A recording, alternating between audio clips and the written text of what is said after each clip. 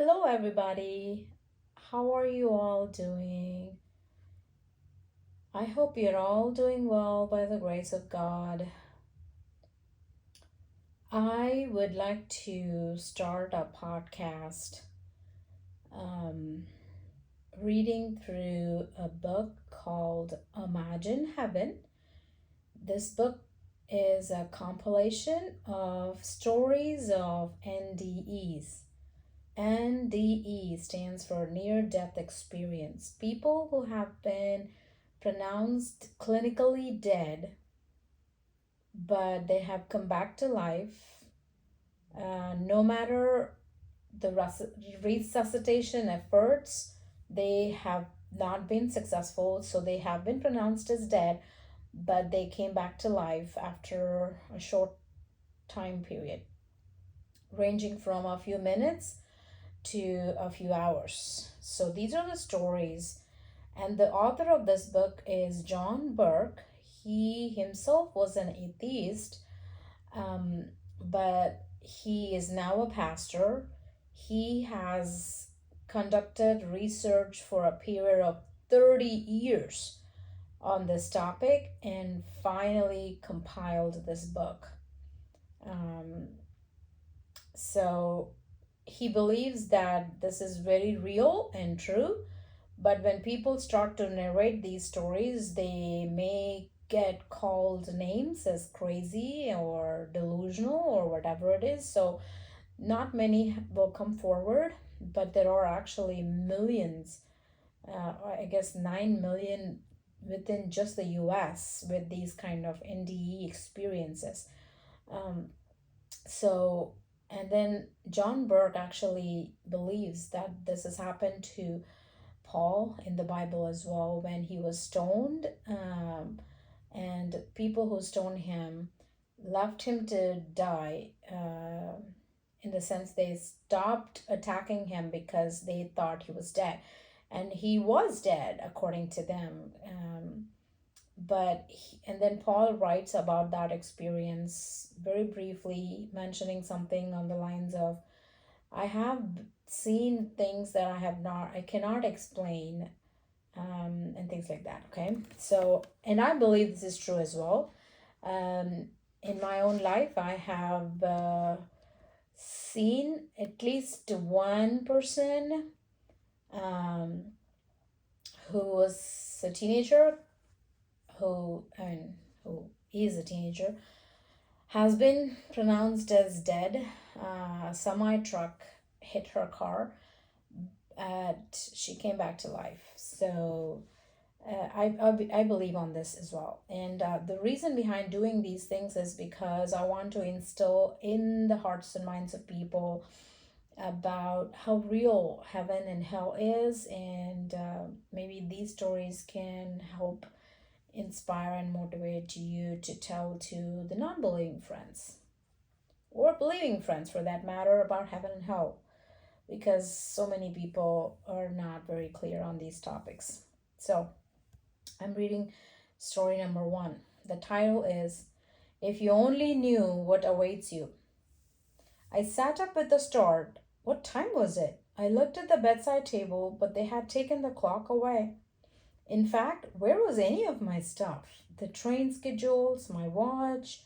I looked around. I was in a tiny little room I had never seen before.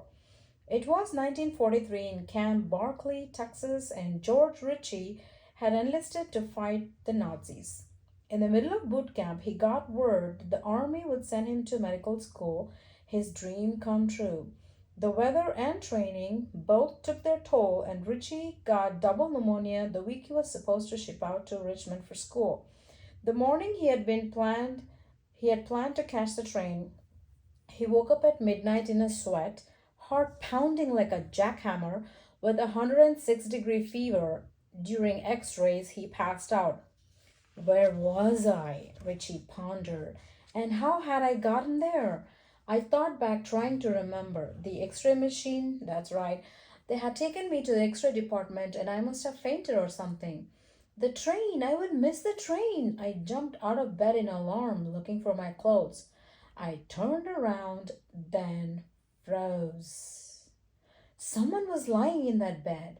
I took a step closer. He was quite a young man with short brown hair, lying very still. But this was impossible. I myself had just gotten out of that bed. For a moment, I wrestled with the mystery of the man in my bed. It was too strange to think about, and anyway, I did not have time. The ward boy. Maybe my clothes were in his room. I hurried out of the little room and looked around.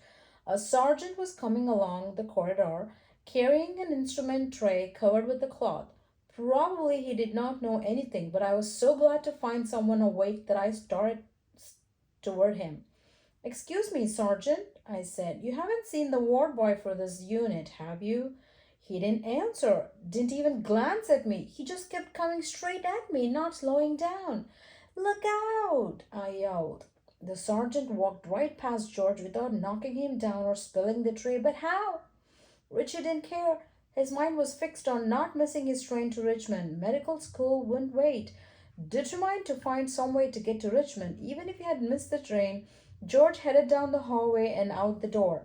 Almost without knowing it, I found myself outside, racing swiftly along, traveling faster, in fact, than I had ever moved in my life. It was not as cold as it had been earlier in the evening. Felt neither cold nor hot, actually. Looking down, I was astonished to see not the ground, but the tops of mesquite bushes beneath me. Already, Camp Bartley seemed to be far behind me as I sped over the dark frozen desert. My mind kept telling me that I was doing what was impossible, and yet it was happening. A town flashed by beneath me, caution lights blinking at the intersections. This was ridiculous. A human being could not fly without an airplane. Anyhow, I was traveling too low for a plane. An extremely broad river was below me now. There was a long high bridge, and on the far bank, the largest city I had come to it. I wished I could go down there and find someone who could give me directions. I caught a flickering blue glow. It came from a neon sign over the door of a red roofed one story building with that Pabst Blue Ribbon beer sign propped in the front window. Cafe. The jittering letters were over the door red, and from the windows light streamed onto the pavement. Down the sidewalk toward the all night cafe, a man came briskly walking. At least I thought I could find out from him what town this was and in what direction I was heading. Even as the idea occurred to me, as though thought and motion had become the same thing, I found myself down on the sidewalk. "Can you tell me, please?" I said. "What city this is?" He kept right on walking. "Please, sir," I said, speaking louder, "I'm a stranger here and I'd appreciate it if—" We reached the cafe and he turned, reaching for the door handle. Was the fellow deaf? I put out my left hand to tap his shoulder. There was nothing there.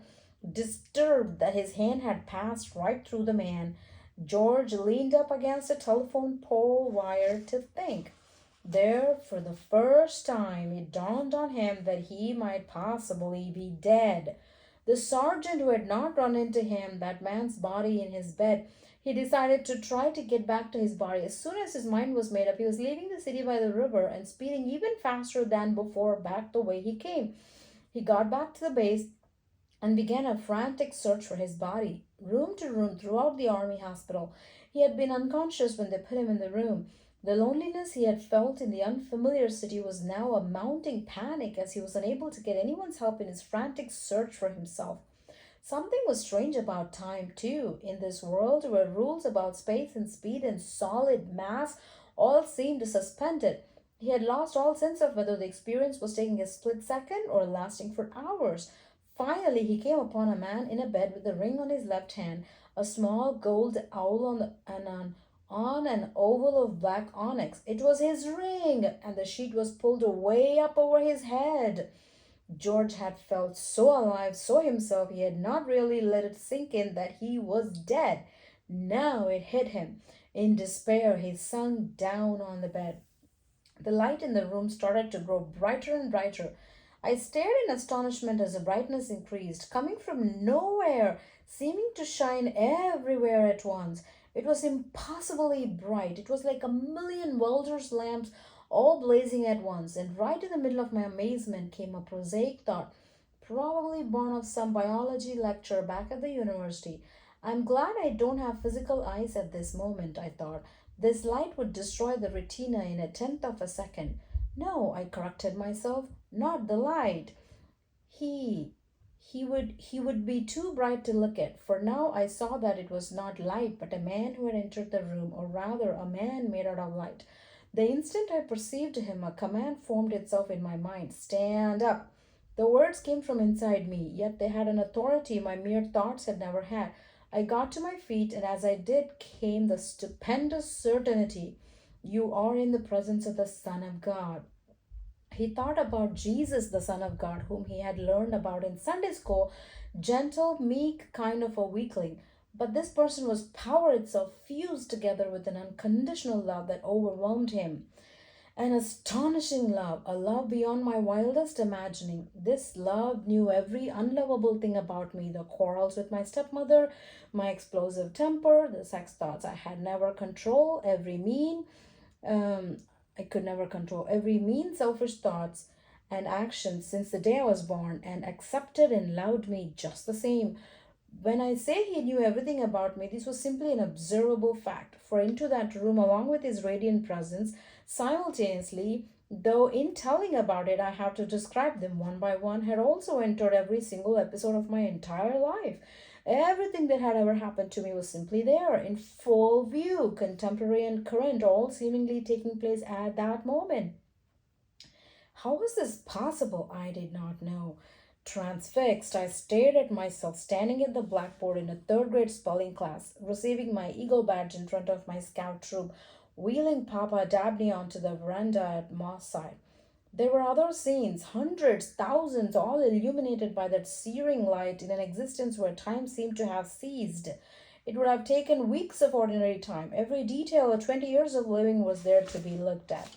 What have you done with your life to show me? The question, like everything else, proceeded from him, had to do with love. How much have you loved with your life? How you loved others as I'm have you loved others as I'm loving you? Totally, unconditionally? Why, I had not known love like this was possible. Someone should have told me, I thought indignantly. A fine time to discover what life was all about. I did tell you, but how? Still wanting to justify myself. How could he have told me and I not have heard? I told you by the life I lived. I told you by the death I died. And if you keep your eyes on me, you will see more. We'll continue in the next video.